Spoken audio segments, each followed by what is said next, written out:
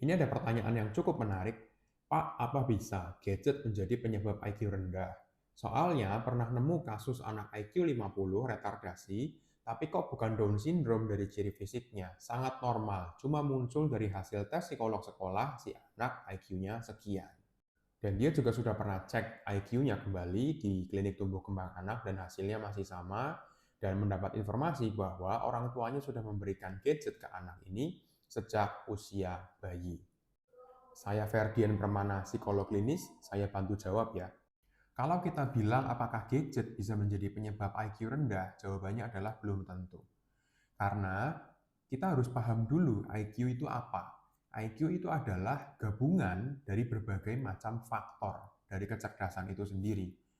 Kecerdasan bahasa, kemampuan linguistik, kecerdasan motorik, kecerdasan secara kognitif, wawasan umum, kecerdasan secara perilaku, itu juga akan menjadi faktor dari IQ itu sendiri. Dan gadget itu akan mempengaruhi perkembangan bahasa, perkembangan motorik, perkembangan linguistik, dan berbagai macam perkembangan lainnya. Sehingga tidak selalu penggunaan gadget itu akan menyebabkan IQ rendah. Bisa saja IQ-nya tetap rata-rata atau sedikit di bawah rata-rata. Tapi perkembangan secara keseluruhan dari si anak itu akan banyak hambatannya. Kalau penggunaan gadgetnya berlebihan dan dimulai dari usia dini. Penggunaan gadget yang berlebihan, terutama pada anak usia dini, itu seringkali dikaitkan dengan keterlambatan perkembangan secara global. Ya. Perkembangan bahasa iya, perkembangan bicara iya, juga jadi telat bicara, kemampuan motoriknya juga berkurang, kemampuan untuk mendengarkan juga berkurang, penglihatan juga berkurang. Jadi banyak yang akan mundur gitu perkembangannya justru kalau penggunaan gadgetnya berlebihan. Kenapa bisa seperti itu? Karena gadget itu terlalu banyak, terlalu berlebihan stimulasi dalam waktu yang cepat kepada otaknya si anak. Padahal anak itu membutuhkan stimulasi yang slow tapi steady dalam 5 panca inderanya.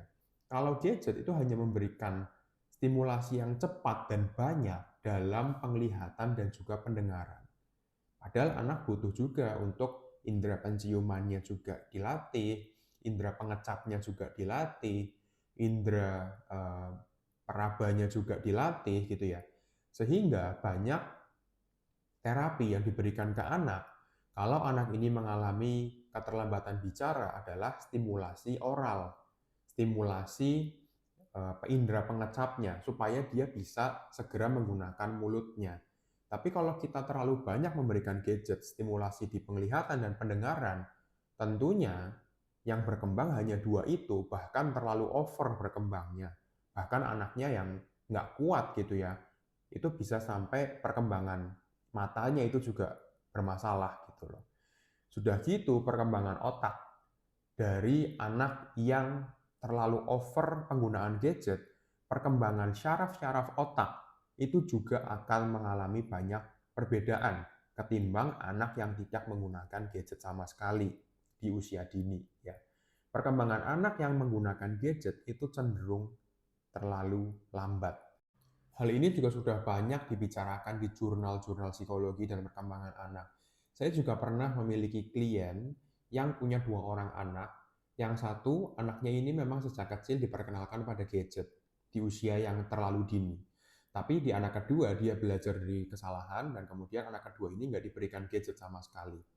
Anak yang diberikan gadget itu cenderung lebih mudah tantrum, emosian, suka banting barang, dan perkembangan bahasanya itu terhambat, perkembangan motoriknya juga terhambat, dia terlambat bisa berjalan, terlambat bicara, dan berbagai macam keterlambatan lainnya.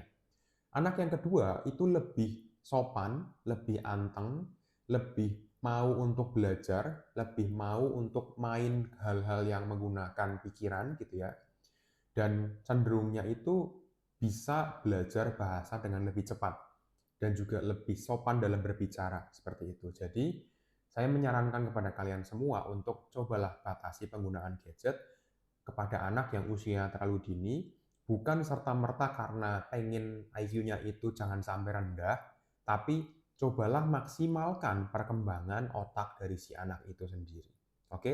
Semoga VT hari ini bermanfaat, dan saya, Ferdian Permana, psikolog klinis, mohon undur diri dan salam sehat jiwa untuk kita semua.